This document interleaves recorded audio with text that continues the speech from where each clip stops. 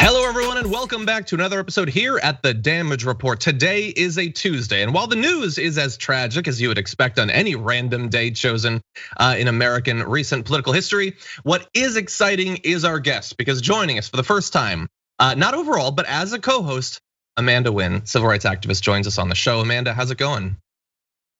Going, but I'm excited to be here. Thanks for having me. It is going. So I'm very excited to have you here.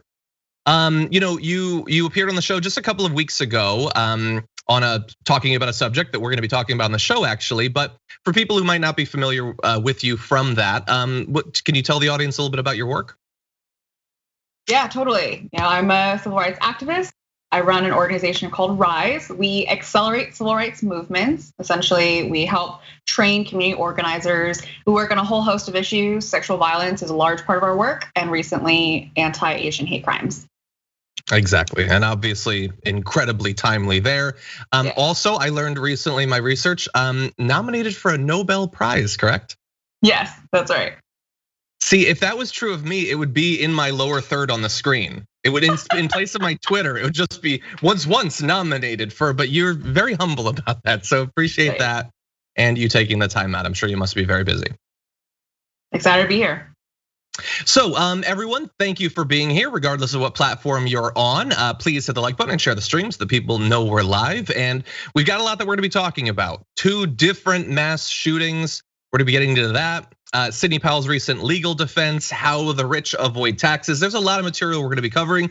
But as we go through it, if you have questions or comments or concerns, you can feel free to leave us comments or super chats, tweets, anything like that. And we will be responding to those as we go along. So thank you in advance for that. And with that, why don't we jump into our first topic? Yesterday, the United States saw yet another mass shooting with 10 people, including a police officer, being killed on Monday when a gunman opened fire in a supermarket in the Colorado College city of Boulder, in one of several mass shootings in the US over the last week. I believe it's 7 over 7 days, assuming that you have a fairly restrictive definition of what a mass shooting is. We have to in the United States to make the term have any meaning whatsoever because gun violence is so pervasive. Now, the situation is, of course, developing fast. The suspect is in custody, but authorities have not shared any information on his identity, because of course it's a him, the type of weapon used or any possible motive. Although one senior law enforcement source told CNN the weapon used in the shooting was an AR-15 style rifle. Now we don't know that for sure, but it's a mass shooting, so there's a pretty good shot. We've heard that the suspect is a 21-year-old that lived in a suburb near that area, although I don't know if that's considered 100% confirmed at this point. And so we will be finding out more about the identities of those who were killed, regrettably, in this tragic shooting. But we should also understand, as we'll get into throughout the course of the hour, that this exists in the context that the massacre at the King Super store comes less than a week after shootings at 3 spas in the Atlantic area left 8 people dead. And that is 7 shootings in which at least 4 people were injured or killed. And we do this thing, Amanda, where we have to be very selective in terms of which acts of horrendous mass violence actually merit national attention, because the news would just be those if we paid equal attention to all of them. But anyway, what did you think about this most recent tragic event? Well said, my gosh. I mean, I feel like there could be right now a script that you could just like some AI could just print it out, which is like, this is what the media is gonna say. This is what our politicians are gonna say. This is like, and oh man, have you seen those Onion articles? You know what I'm talking about? Yeah, where the headline is the same exact script. And I believe it's only nation where this happens can't tell how it happened again, or something like that. Yeah. That's exactly that headline. My God, I obviously wasn't even done processing the last mass shooting, and I know we're gonna go into it later, but I woke up and I was like, I don't even know if it's desensitization at this point, right? Like, I'm just so heartbroken. And how did you feel? I feel like I'm looping in the same loop, which is like, okay, let's look at the news. Oh my God, let's learn about the victims. Let's learn about this. What are we gonna do about it? It's the same conversation. So how did you feel? I mean, obviously a horrendous tragedy, although I'm not gonna lie to the audience. I am and have been for so long so desensitized, obviously. And in the exact way that you so rightly point out, not just about the event, which it's horrible enough that the event happened, it's horrible enough that one could become desensitized to it. But it almost feels like, and we talk about this a lot, and we're gonna demonstrate it on the show today. It almost feels like a weird form of being in the Matrix and seeing the code. You can see every branching path of how every single organization and individual is going to respond to this, myself included. I know exactly what we're gonna say. We're gonna acknowledge in real time that it's pointless, that it's futile, that we've been through this so many times, but we're going to have to do it because I don't know any other way to respond. So anyway, look, we're gonna say that it's horrendous. We're going to have a motivation, by the way. And motivations don't often, I think, get discussed enough. Whatever I say, whatever you say, I can only speak for myself, but I assume the motivation is, wouldn't it be nice to have fewer mass shootings in the future? But I can guarantee that there are many people who greet the news of another mass shooting, and that is not the thing that's lurking in the back of their mind, regardless of how they responded. In a tweet recently, I broke down some of the ways that right-wingers often respond. Sometimes they just duck their head down and don't say anything. Sometimes they offer thoughts and prayers. Sometimes they just come and defend the guns. But the goal of all of those is unified. It is not stopping mass shootings in the future. That is not the thing that they're worried about. They're worried about gun control. And it's sort of an irrational fear anyway, because we live in America. They're never gonna pass any gun control. But that is the fear. That's what they're worried about. And we're gonna demonstrate that in a minute, but I wanted to give you another opportunity to jump in. No, I think so much about the rhetoric that plays, especially for people who feel so strongly about it, isn't the actual policy, it's their identity. And so, how can we actually say, hey, these are the facts. That's why the facts don't matter for so many people. And I don't know if you have a lot of international friends, but every single time this happens, I hear from my international friends and they're like, what is going on? And to have that perspective a little bit and be able to think outside of a very American framework for a second has helped me in some way process through this and kind of get myself outside of that matrix. But yeah, we're still working through it. And I know everyone is hurting so badly. I really, really hope that one day we can sit down and have a conversation with people to move forward. Yeah, and I don't want to go off on too many tangents because there's so much that we have to talk about, but I just get so frustrated, like seemingly common sense things that one might say. And again, I don't know some of the details of this. We don't know for sure exactly what weapon they had, but I do know that it doesn't matter for some people. If the dude filmed himself immediately beforehand saying, I'm doing this because I believe that more people need to die, and isn't it great that we have guns? And it's so awesome that it was able to get an AR-15. I'm gonna kill so many more people with that. If that came out, it wouldn't change a single mind. So when I say, hey, wouldn't it be nice if we're gonna live in a country where frequently people, generally younger white males, decide that they wanna shoot as many people as possible, shouldn't we make that tough? Shouldn't we make it so that they have to resort to weapons that aren't really good at killing lots of people? And so I'll tweet something like that, which seems sort of like a benign common sense thing to say. And someone will respond with, if they want the weapon, they'll get the weapon. Okay, but let's actually follow that logic. So the idea is there's no point in banning an AR-15 because you'll just get one if you want one. Try that in practice, how easy it is. But let's say, okay, an AR-15, okay, but what about something better? Let's say I want an M51 crew, like belt-fed machine gun. That's even better at killing a lot of people. Well, by your logic, I can just get one, right? I'll just cruise down to Walmart or something. I want a tank, I want an RPG, I want a flamethrower. Can I just get these things? Well, thanks to Elon Musk, I can get a flamethrower. But aside from that, can I just get these things? No, because it's inconvenient, and it should be. At the very least, even if somehow these weirdo young white supremacists were capable of managing the black market of illegal weapons, let's make it take a while, because then at least we might be able to catch them. But there's no point in having this conversation because nobody that says they're just gonna get it is actually thinking about that. What they're thinking is, I wanna be able to get it. I wanna keep the ones I have, I wanna get more eventually. And so it's so every part of this, Amanda, is so frustrating. I apologize. This is literally the first thing you come on the show to talk about. But so many people relate to you, and like speak it, because people. I mean, we all feel really isolated right now, right? We're at home, movement restrictions, whatever. So yeah, please say it, because the rest of the country can live vicariously through us right now. They can. Okay, well let's briefly go through some frustrating stuff. How are some right wingers responding to the shooting? Well, the NRA, which traditionally they just stopped tweeting for about 3 days after a mass shooting, which means that they don't actually get to tweet very much because this is America. Instead, they decided to tweet this yesterday, and I swear to God, a well-regulated militia being necessary to the security of a free state, the right of the people to keep and bear arms shall not be infringed. So credit to them for actually including the militia part, which most people who spout off about the Second Amendment pretend doesn't exist there. But then they lose all of that credit and way more because they just tweeted out the Second Amendment after a dude who probably loves the Second Amendment went and shot a bunch of people. That's pretty horrendous, Amanda.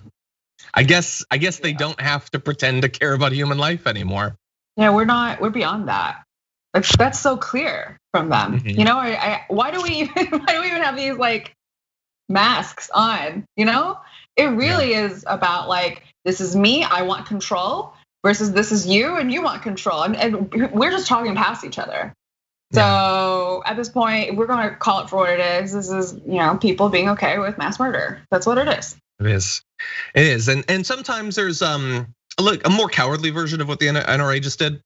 So Jamel Hill, she put this quote up from the Colorado State Shooting Association that says, quote, "There will be a time for the debate on gun laws. There will be a time for the discussion on motives. There will be a time for a conversation on how this could have been prevented.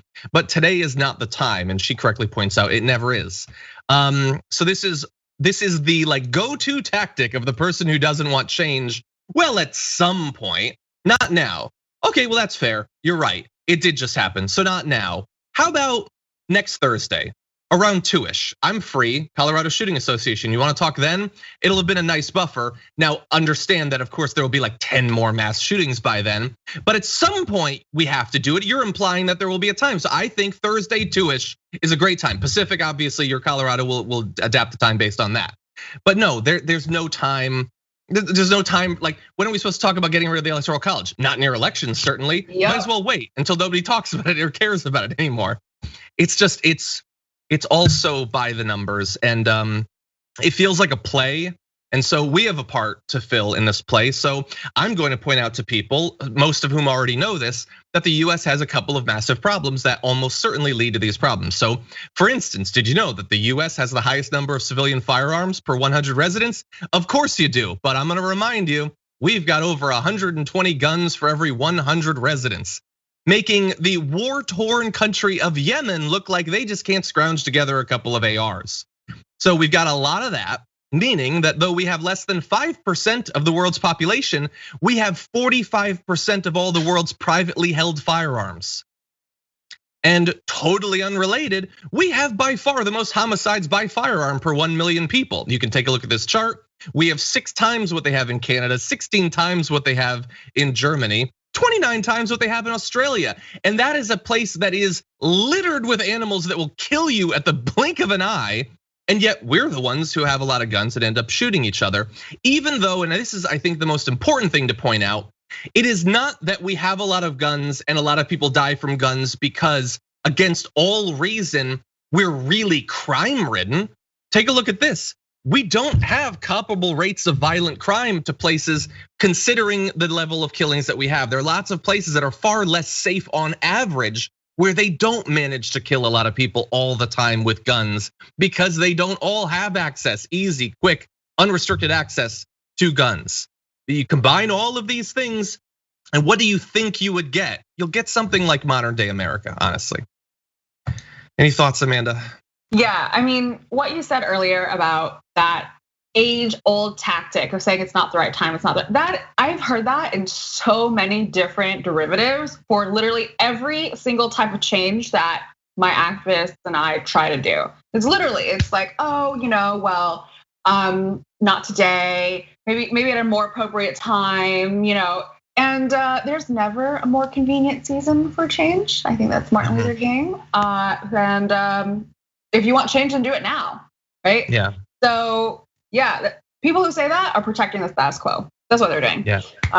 And they are doing that because they genuinely are afraid of the power that people have. I think a huge part in status quo resetting the balance or keeping the balance is gaslighting people to forget their own power. So like, hey, just chill for a second, just delay it for a little bit. And they do that because it's not only that they're afraid of the actual policy change, but they're afraid of what it means for their own power, because power does not give up power, right? And so yeah, just remember that when you're demanding change. It's always a fine line when you're trying to straddle, like, okay, diplomacy versus, you want to be able to create traction, right? So you have to get people to the table, but at some point you're just gonna have to remember that they have their own constituents in their mind. They're serving their own people. Their interests are not the same as yours, even though they're trying to say that it is.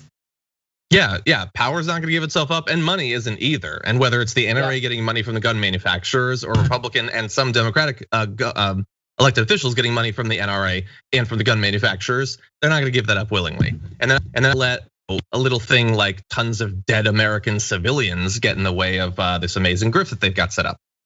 But in the same way that Amanda was talking about one of these misconceptions we often heard said, I want to respond to another one. And this is sent in by a super chat from Thorin. And Thorin, love you. Thank you for the super chat.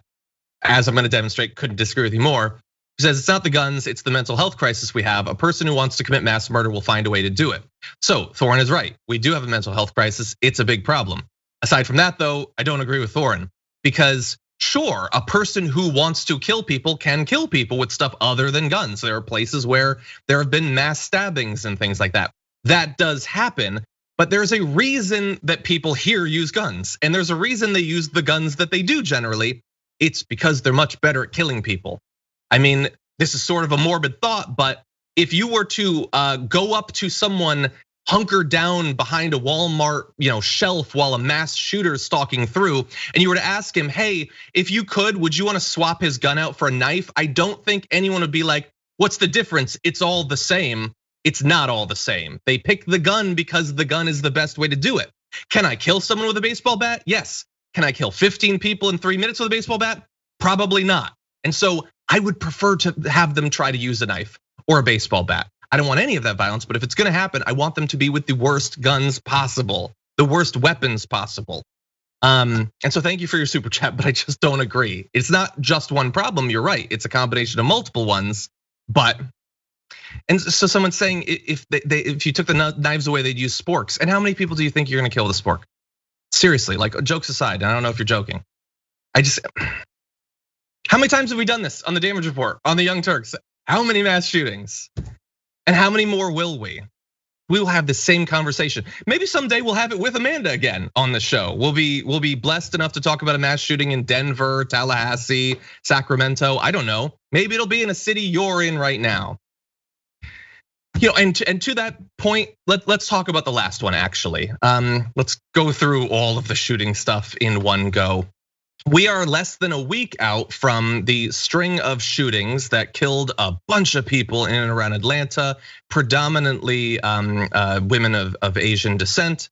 And we have Amanda Nguyen on the show. And Amanda, when you were on the show just a couple of weeks ago, it was to talk about this string of harassment and violence against this community. And then, what do you know? It reaches what I can only hope is the peak, the worst instance. But we haven't had a chance to talk about that in general terms. So I imagine the last week has been pretty rough. Yeah, it feels like a betrayal. It's validation in the worst possible way, because for the past several months, I've been essentially bearing my soul out to this country saying, how many more lives is it gonna take in order for people to take our stories seriously? How many people need to be killed? It's going to happen. I'm telling you what the consequence is if we don't do something about this. And then it happened, right? And so, I heard about the shooting while I was on a live interview, and it was so heartbreaking. The reporter was like, sorry, we have breaking news. We're hearing now that there has been a mass shooting targeting Asian women. There have been 2 confirmed dead, no 4, no 6, no 8. And the reporter then asked me, in light of these shootings, do you think there still is progress? First of all, that was a very tough question in that moment. And second, I mean, like, what other answer can I give than yes, we have to talk about this. Activism can't stop on this. So look, people are grieving right now. I literally couldn't sleep that night. I just literally like walked around DC, and a bunch of people started reaching out. So I'm really glad. Thank you to the people who reached out. If you have Asian friends and you're trying to be a good ally, you can do that. Literally just like, I know a lot of people, don't know how to be a good ally. So simply saying, hey, I'm here for you. How can I be there for you? Or like, hey, I can't begin to understand what you're going through, but what can I do to make your day better? Stuff like that, it matters. So, now is a better time than ever to reach out. But yeah, I mean, we're literally picking up pieces of our soul and marching forward. Yeah. It sucked.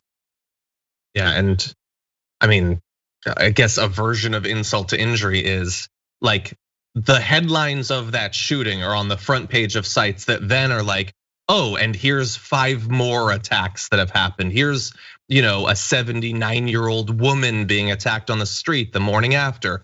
Here's, for instance, here's a screenshot for you. Man arrested in attack on Asian American woman at rally with daughter in New York City. Just to be clear, the rally she was at was against this sort of violence. So people are going to these rallies to stand against the violence and are being attacked in the exact same way. Yeah. That's Katie Hu, a 37-year-old Asian American woman. She was with her 7-year-old daughter. But neither the irony of the situation or the presence of a 7-year-old was able to stop this individual from attacking her. And by the way, in a separate attack that took place just a few hours later, a 54-year-old woman was walking home when someone approached from behind using a metal pipe to hit her in the face. Witnesses said they heard the suspect say, "I'm here to F up Asians." So I can't wait to hear Tucker Carlson talk about how let's not jump to conclusions about the motives. It's gonna take more than a person telling you exactly what they're trying to do before we can be sure. And so it's like this terrible shooting. And that is the absolute high point of violence in a landscape that it has not relented. Yeah, I mean, for us, I talked about this last time, but it's literally people being lit on fire, burned alive, having acid thrown on them. A 2-year-old and a 6-year-old stabbed in a supermarket in Texas. I mean, it's literally walking down the street, people getting murdered. Vicha, that's what happened to him. So there is this palpable fear that already existed before the mass shooting, and now there's this eruption because it's just so horrific. But we have been living this horror, and it is well past time for people to take it seriously. It's starting to change, so I am glad, but momentum is really hard to capture. And if we don't, have a very clear call to action, organize, and push it, then I am standing up at night worried about where my community is going as a movement and how we are going to be able to keep this call up, so that our community is safe. Yeah. You talked about the possibility of progress. Let's turn to one possible area of that. So look, the violence and harassment against the Asian American and Pacific Islander community is not new. It didn't start with the attacks in Atlanta. It's not gonna end with the attacks in Atlanta.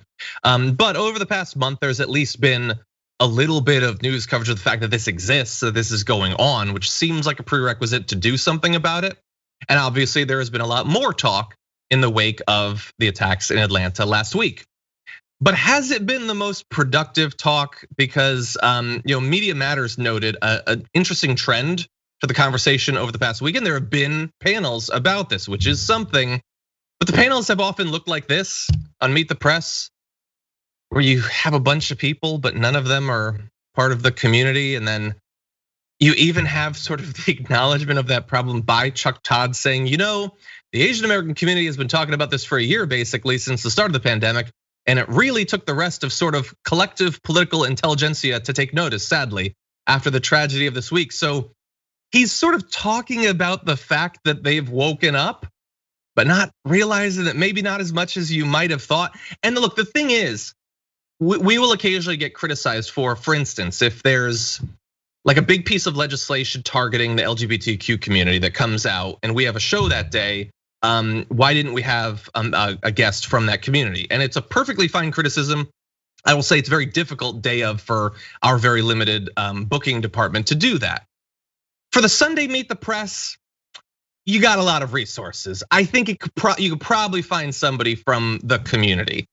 And we have, I think, a worse version of this in just a second, but I wanted to give Amanda a chance. What did you think about this? Are we being unfair? Have you noticed more representation in the media coverage of this than I'm giving credit for? No, you're not being unfair. It should go to say, if you're talking about hate crimes against the Asian community, and if the problem is invisibility, don't perpetuate that problem by literally not making us visible amongst the experts that you have on to talk about it. I'm only laughing because otherwise I would be enraged. I mean, yeah, this is what I meant about gaslighting earlier. Like, you say you want to help, but what are you doing? You know, it's not a lack of commentators or academics or activists or influencers. We're out here. We've been saying, please include our voices. You know, who made that decision, right? Like who said, yeah, like green light this is okay. Because somewhere among them, they must have seen the irony in this.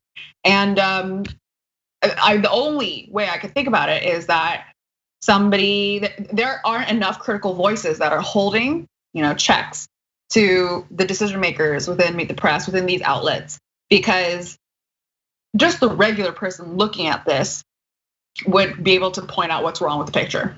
Yeah. Well, we've got another picture. Actually, in quick succession, this is a video. We've got Chris Wallace. So this is regrettably Fox News talking, not just about the shooting, but about one specific part of this, which we're going to transition to as well, which is the way that prominent Republicans and members of right-wing media have talked about the pandemic. And so here is Chris Wallace asking if that might have been a contributing factor to last week's shooting. Guy, you saw that clip of Vice President Harris at the top of the segment, and I think it was pretty clear she was drawing a link between these attacks and President Trump, and especially his talk about the China virus and Kung flu. Do you think that's fair? I don't. Oh, he talked more, but I'm not going to listen to it. Why is he the person that's commenting on that? And is anyone surprised that he thinks that's an unfair thing to say? Yeah, just multiple panels from companies that have massive resources that could bring anyone they want. You know who they could bring? They could bring Amanda on. Actually, Amanda would come and she would talk with a combination of authority and passion about the topic. It would be really easy. And so, yeah, I don't know. I don't know if you've experienced any of the Fox specific coverage of this. I don't know if that's something, Amanda, that you wanted to open yourself up to, considering how rough the last week must have been. No. Yeah. Yeah, no, I have some self-preservation in me. So I did not engage in that. But look, anyone who wants to just see what the connection is between our leaders' words and the violence that has happened need only to not only look at the data, the rise in it, the facts, the figures, but also ask the perpetrators. Some of them will willingly admit to you that they did it because President Trump said so, right? Like the guy who stabbed the 2-year-old and 6-year-old, he fully admitted to that. So yes, there is a direct link, and also we are saying it. And please listen to us and include us within your panels. It's really simple. Representation matters. Exactly. And I wanted to finally ask you about after the shooting happened, you had that press conference with the cop, and he talked about how the dude was having a bad day, and it's it's not racism, it's the sex addiction. That's what the killer told me, and I trust everything he says. And then the media started talking about it, and lots of right-wing media seemed to only get fired up about one thing. How dare you leap to the conclusion that race had anything to do with this guy driving past tons of other places specifically to kill Asian American women. And so I'm curious, like that being so much of the conversation, are you at all worried about how that might have influenced coming out of this shooting, whether they're more or less likely to happen in the future, that there seems to be so much media infrastructure designed to shield racists from what they do being recognized as such? There are a couple things I want to address here. One is when the news was reporting on it, the first thing that I thought about beyond, that question that I had to answer the reporter is at least they're talking about it, which is like so sad because we're just like fighting for scraps. We're fighting to exist. Like, thank you for covering the story of our pain. That's the first thing. The second thing is, as somebody who has lived as a woman and Asian my entire life, I can tell you that there's absolutely no question that this was racially motivated. He said that he had a sex addiction. Asian women have had to deal with yellow fever for a really long time. Yellow fever is this idea where you objectify the Asian female body. And when you literally look at a human like an object, then your chances for being violent to that human skyrockets when you dehumanize us. So the intersection of misogyny and racism is at full display here.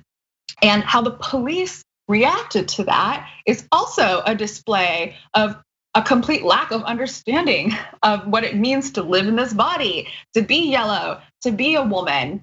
It was so fascinating to see those T-shirts that were exposed by folks. That police officer, for folks who don't know, I think it was the police officer who spoke at the press conference, yes, who had these T-shirts that said China virus on them.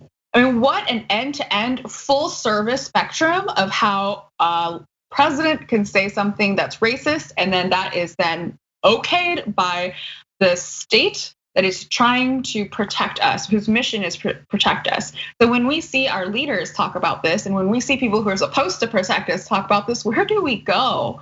There have been plenty of people who have had bad days, and they don't go killing people. It is unacceptable. So I think we should revisit some things there. We need to talk about a relatively new show called the Republic, or UNFTR. As a Young Turks fan, you already know that the government, the media, and corporations are constantly peddling lies that serve the interests of the rich and powerful.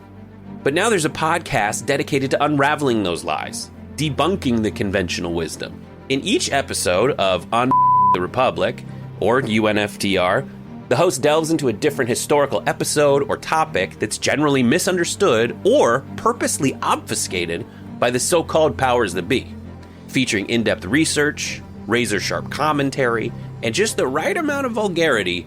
The UNFTR podcast takes a sledgehammer to what you thought you knew about some of the nation's most sacred historical cows. But don't just take my word for it. The New York Times described UNFTR as consistently compelling and educational, aiming to challenge conventional wisdom and upend the historical narratives that were taught in school. For as the great philosopher Yoda once put it, you must unlearn what you have learned. And that's true whether you're in Jedi training or you're uprooting and exposing all the propaganda and disinformation you've been fed over the course of your lifetime. So search for UNFTR in your podcast app today and get ready to get informed, angered, and entertained all at the same time.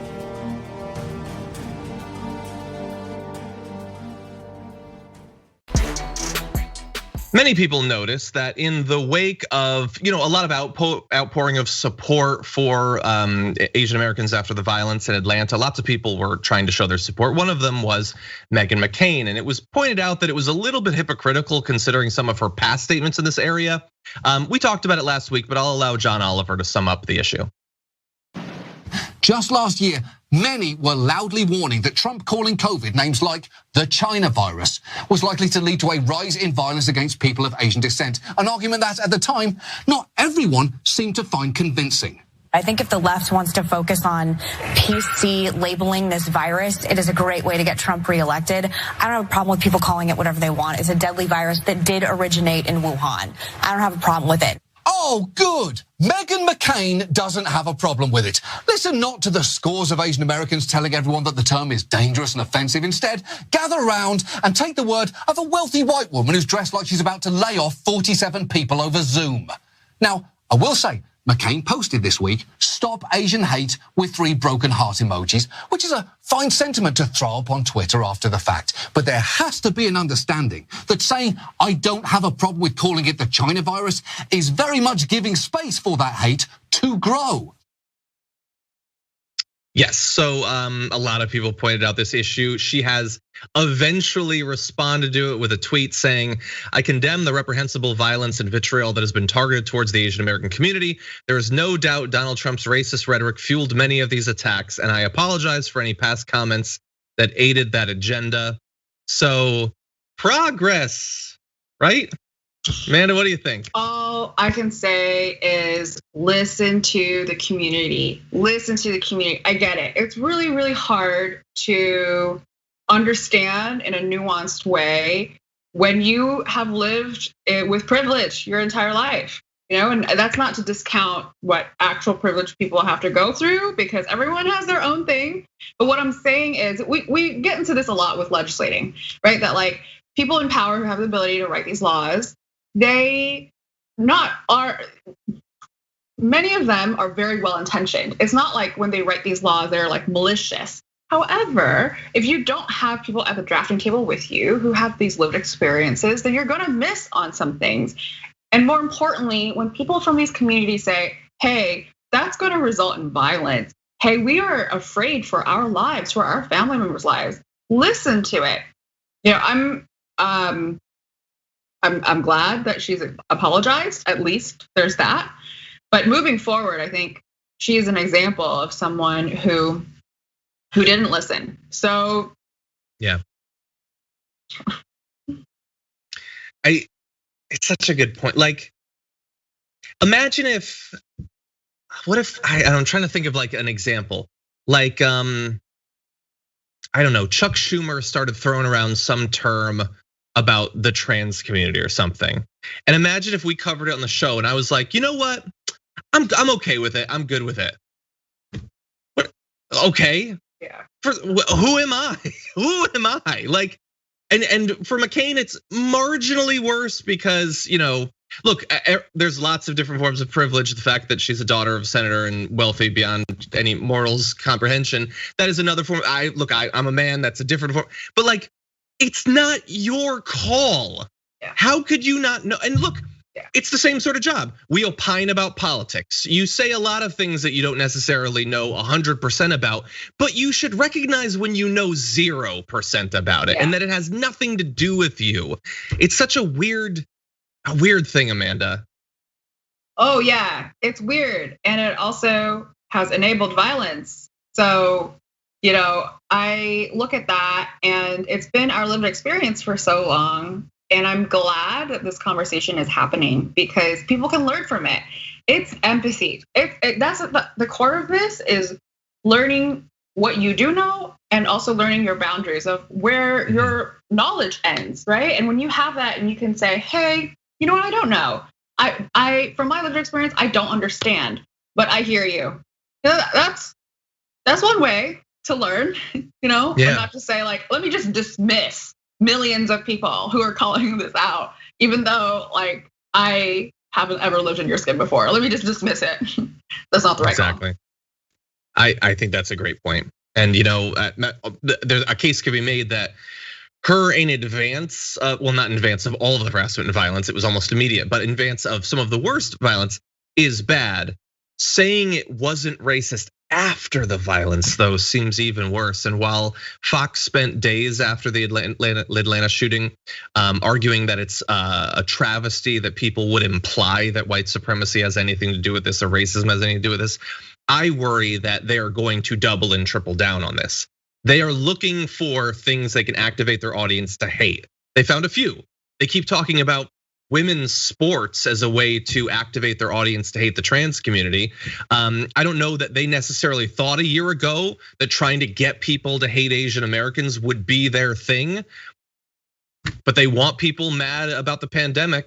And they found a scapegoat that clearly a lot of racists find to be very appealing. So God only knows where they're going to turn to on this topic in the future, when and if almost certainly more violence continues to happen.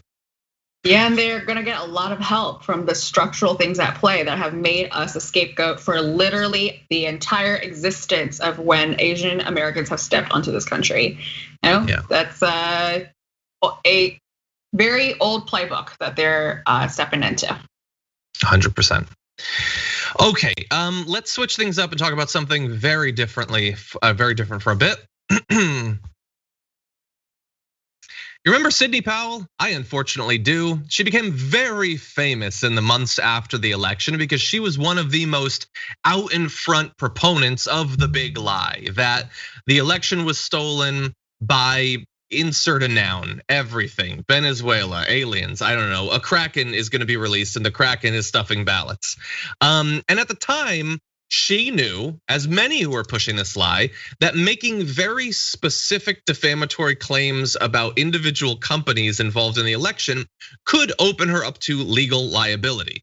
And in fact, it has, because the election infrastructure company Dominion Voting Systems sued Sidney Powell, among other people, for defamation after she pushed lawsuits and made appearances in conservative media on behalf of then President Donald Trump to sow doubt about the 2020 election results. Dominion claims that Powell knew her election fraud accusations were false and hurtful to the company, both of which would be necessary for a defamation claim like this to actually work. Well, she has a defense against this now. She said that the lawsuit should be dismissed, arguing that, quote, no reasonable person would conclude that her accusations of Dominion being part of an election rigging scheme with ties to Venezuela, quote, were truly statements of fact, which is amazing. And you kind of want to pause on that, but we're going to proceed. Given the highly charged and political context of the statements, it's clear that Powell was describing the facts on which she based the lawsuit she filed in support of President Trump. That is what her defense lawyer said. And they go on to say, indeed, plaintiffs themselves characterize the statements at issue as wild accusations and outlandish claims. They're repeatedly labeled inherently improbable and even impossible. Such characterizations of the allegedly defamatory statements further support defendants' position that reasonable people would not accept such statements as fact, but view them only as claims that await testing by the courts through the adversary process. So Amanda, she is all of a sudden being very, what, me? No, those were just the things that the people I was representing were saying. I just had to put it out there for the courts to look into. I'm not saying anything as if it's true or factual, which, look, I don't know how much attention you paid on a nightly basis to her and others' appearances following the election, but that is not how it was presented at the time, I vaguely recall. Yeah, can I have that excuse too for like literally everything else in my life? What? I think we're living in a satire. What else is this? It's so ludicrous to me that you can, hold up an apple and say, this is an orange. Like we have eyeballs. If anyone has eyeballs and can hear and has seen what she has said, then they would know that she's out of her mind. I would argue the same thing, or at the least, she recognized a good grift when she saw one and wanted to have her grift and not be sued for it too. It is occasionally nice to realize that though, I may disagree on a lot of stuff with people like Sidney Powell and others, that at the end of the day, we do have some things in common. Like I might say, how could anyone believe this garbage? It turns out she's saying the same thing. She also doesn't understand why anyone would trust her. But as important as I think this is, considering how influential she got, how many Republicans now believe that everything she said is 100% true and they will base their future political activity on those beliefs. She is not the first to come up with this defense, as many longtime viewers of the show are probably way ahead of us on. Tucker Carlson once used this, or I should say Fox's lawyers defended Tucker Carlson this way. You literally can't believe the facts that he tells you. That's what they were saying. And the judge actually bought it in that case, saying Fox persuasively argues that given Mr. Carlson's reputation, any reasonable viewer arrives with an appropriate amount of skepticism about the statements that he makes. But even Tucker Carlson was not the first. Alex Jones, his attorneys, also argued that no reasonable person would believe what he says. And in fact, he's just playing a character that's saying things. It's not true. So like you said, Amanda, it is very convenient to be able to just say whatever you want. And if anything you say is demonstrably defamatory or dangerous, you can just say, why would anyone be dumb enough to actually believe that any of this garbage is true? They're not on Comedy Central like the Colbert Report, so what does that say about their what are they saying about the people who watch them? In making this argument, what they have admitted to is, our audience is really gullible, and that's on them if they think that what we're saying is real. And it should come with like disclaimers all around, like this is entertainment. We are not telling the truth, right? I just, yep. I disagree, and I have feelings about people lying to other people. If there was like a watermark on the screen, don't trust this man, I would have less of a problem with it. But the thing, I get telling them lies. It gets you an audience, it gets you paid, it gets you influence. Sidney Powell got 1 billion Twitter followers like instantly. So I get why you would do it, and I get why you would use this defense. It worked for Tucker Carlson. Maybe it'll work for her too. What I don't get though is why them doing it doesn't appear to hurt them with their audience. Like, let's say hypothetically, I were to lie a ton, like a lie to the audience, and I were to someday go to court and be like, man, Dragon Squad, how stupid do they have to be to actually believe this garbage? This is an actual question to the audience. Please comment. Would you have a problem with me doing that? Because I hope that you would. Tucker Carlson's audience doesn't seem to care. Alex Jones's audience loves him as much as they did before all of this stuff. Sidney Powell probably still has 1 million Twitter followers. So would this bother you? I really hope that you have enough self-respect to be bothered by that. Anyway. It's people's identity, It's like you're in the hole deep enough at that point, you're just gonna go with it. Yeah, you would think. Yeah, oh God. A new paper has delved into one particular set of ways that those at the the highest end of the income scale avoid paying a good deal of taxes. Now we're familiar with other methods having to do with tax loopholes, sending your money offshore, things like that. But I want to delve into what they found recently here. The paper estimates that the top 1% of households fail to report in total about 21% of their income on average, with 6 percentage points of that due to sophisticated strategies that random audits don't detect. So moving forward, when thinking about possible ways to fix that, understand that the current system, even insofar as some rich individuals are occasionally audited and far fewer are than were just a few years ago, let alone a few decades ago, many of these techniques can actually survive an audit. For the top 0.1%, unreported income may be nearly twice as large as conventional IRS methodologies would suggest. And the London School of Economics, which produced this, says that these strategies include offshore tax avoidance, which may have waned after stricter reporting requirements took effect about a decade ago. But many high-income Americans also use partnerships and similar entities to avoid taxes, and such behavior may be increasing and becoming harder for tax authorities to find and unentangle. And so, Amanda, on the show recently, we've been talking about Congressman Ro Khanna. He has a plan to inject a bunch more money into the IRS to try to get the rates of audits of wealthy individuals and corporations back up near where they used to be. What's interesting about this study is that they show that it's not, and they say in particular, it's not just a body count of how many people we have.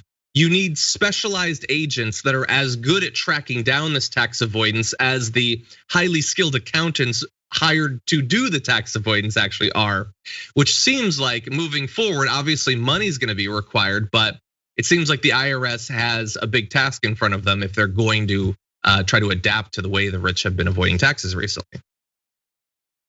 Yeah, look, I will be the first to admit that I don't know enough in order to have an informed opinion about this. But what I do know is, what do you need all that money for after you die? You're like all these people who are avoiding this.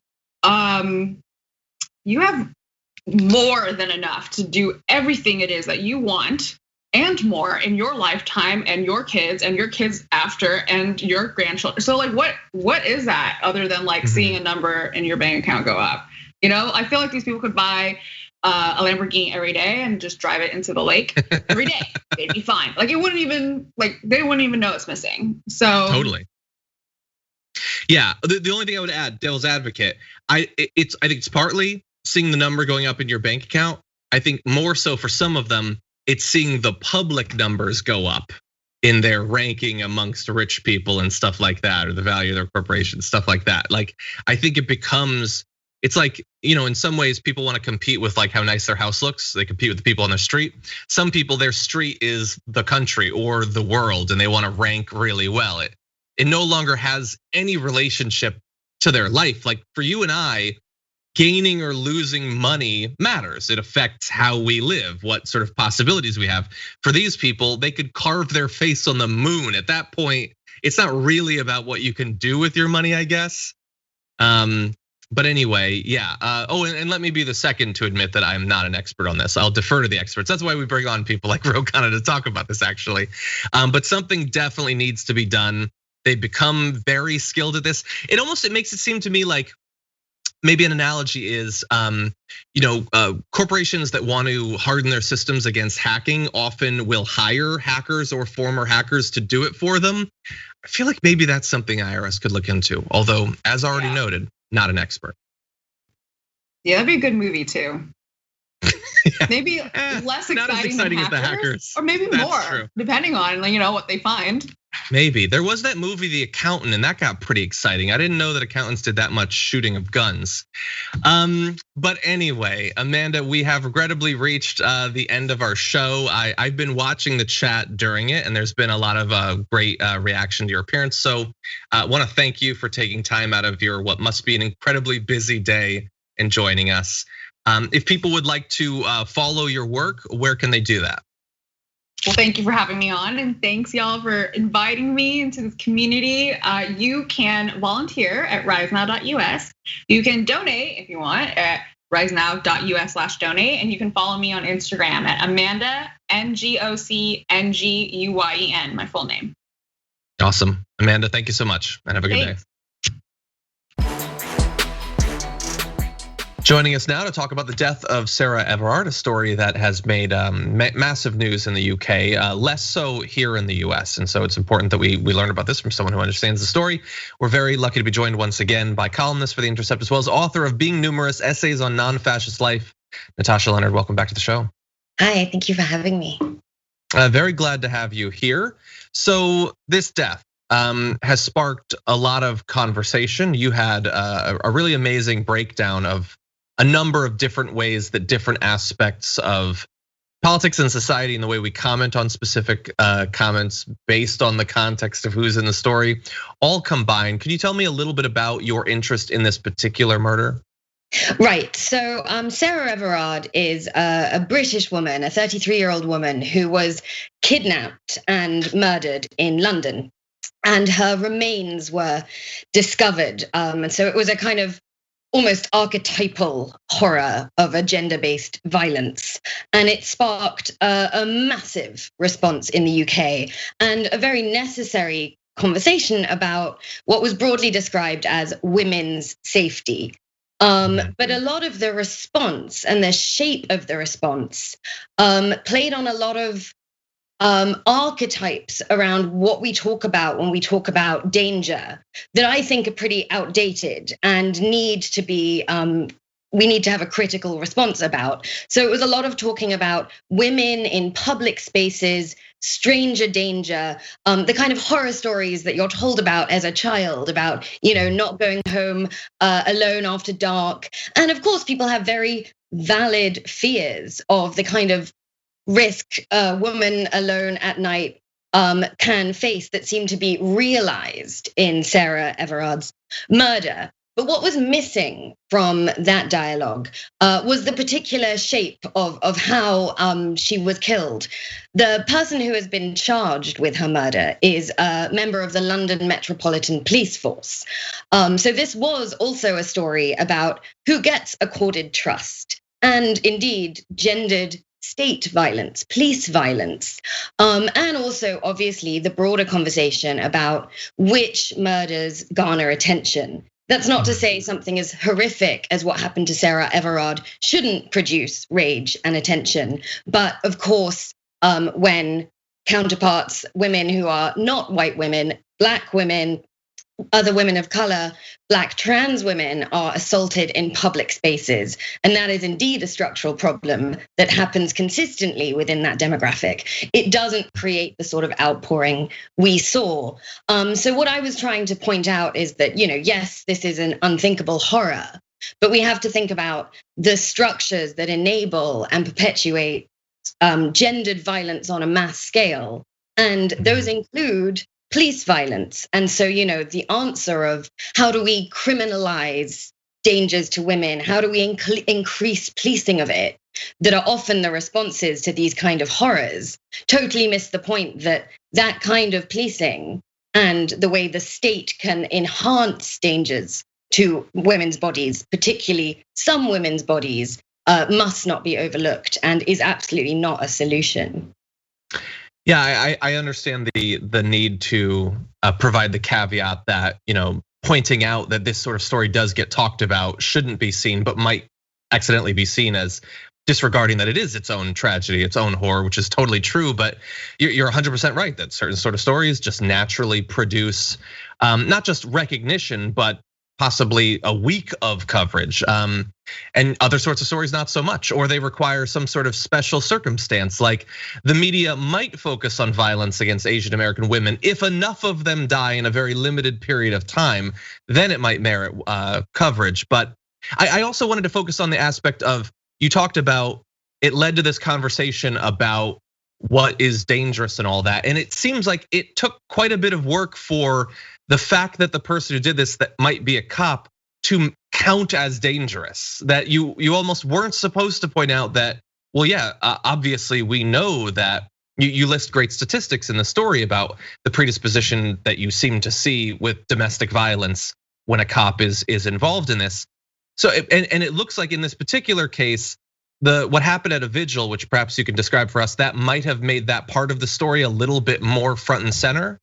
Right, so there was this kind of interesting shift that happened that, I think was a very necessary shift, in that immediately after Sarah Everard's body was discovered, the popular conversation seemed to be about this woman walks alone at home at night, stranger danger, really kind of footnoting the relevance of the police in this story. But then at a mass vigil that was held for Everard in London, the Metropolitan Police, the very police force that the accused murderer is part of, broke up the vigil because it had not been sanctioned. But they broke it up in an incredibly violent way. So there was this imagery of, officers manhandling, throwing women to the ground in the name of public safety. And these were women, a kind of a vigil organized by an organization called Sisters Uncut, talking about women's safety, public safety, the inclusion of trans women's safety. And then it was police officers manhandling them in the name of safety. So it was really on the nose. Mm-hmm. And that very crucially did in fact bring the conversation of state violence, police violence against women into the conversation. And what's been interesting is that following that vigil and the police violence in it, we've seen the activism and the anger around Sarah Everard's murder also translate and encompass an anger about police violence and a kind of connection with the women's safety movement that is responding to the murder, to activism and organizing that was already going on against a new bill that has been proposed for England and Wales that would give police really dangerously expanded capacities to break up protests. So watching those two efforts combine, I think has been really heartening and really important, and a really worthwhile shift away from talking about individualized safety of individual women against strangers, as opposed to state violence, and of course the far more common violence of the home and domestic violence. Exactly. So that bill, what led to that being a thing that in theory could pass? And do you think that it is likely that this recent conversation, the shift in the conversation and how it applies to that bill might be successful in stopping it? So the bill is actually a really capacious bill. It's not just about protest policing, but it's about resources for police in general, and it's about capabilities of police. But a very particularly dangerous, threatening to civil liberties aspect of it that had drawn attention even prior to the Sarah Everard vigil. I see as a response to the kind of protests you saw in London as well as here in the US, protests against policing, against racism, Black Lives Matter protests, anti-colonial protests that you saw really take off in England, and this expansion of police powers I see as non-coincidentally a follow-up to that. So the struggle against racial violence in policing is certainly connected to this. So this bill was somewhat long in the making in this last year, but anger against that sort of police intervention against protesters and their rights has really been brought to the fore after that vigil. And in terms of this, it's called hashtag kill the bill, kill this policing bill.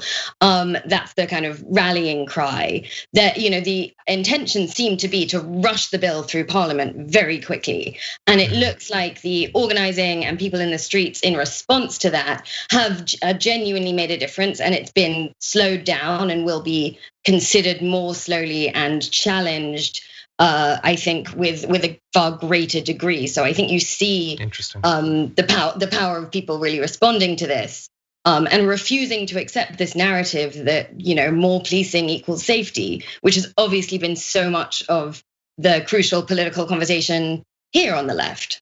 Yeah. And one last thing I wanted to ask you about. You referenced, as I alluded to earlier, some stats about. I believe it was here in the US how you see something like 4 times the rate of domestic violence in households with police officers. You referenced a petition about all hundreds of instances of abuse that had effectively led to no consequences whatsoever. Do you see any indication, whether in the UK or possibly to the extent that this story is being covered in the US, that anything might come out of this socially of recognition that this is a pervasive problem, that whether it ends up that this is what happened with that one case or not, that this link is clear, well established across multiple countries? Yes, so I mean the statistics you're talking about, there have been 2 studies in the US that are somewhat contested, but this was 2 separate studies that say that rates of domestic violence in policing families is up to 4 times as high. In the UK in 2019, there was a super complaint brought against over a dozen police forces, referencing over 700 alleged instances of domestic abuse that led to scant consequences for the officers involved. So these are structural problems, and it's a very English tendency that I've seen to say, oh, the police are a problem over there across the Atlantic. That's where the racist policing exists. But clearly, as the protests of last summer showed, as the London uprisings in 2011 made clear, this is a problem in both nations where policing exists as such. Is there going to be a reckoning? I think the uprisings of 2020 show the need for that reckoning and are the burgeoning of that long overdue and long fought for reckoning. Do I think the response to the policing of Sarah Everard's vigil and the activism in the UK right now will be the end of it and the necessary turning point? No, this is a really hard fought, almost Sisyphean task, but it's, I think, really impressive the amount of ferocity and potency that we're seeing in the actions against policing as an institution. Agreed. So there's a lot of different elements that we're talking about here that we've touched on. But if anyone watching this would like a lot more detail, Natasha's article is up at The Intercept. Search for women's safety movement sparked by Sarah Everard's murder should focus more on cops in the home. You can get way more detail there. And Natasha, we want to thank you both for your work on The Intercept and also for joining us as well. Thank you.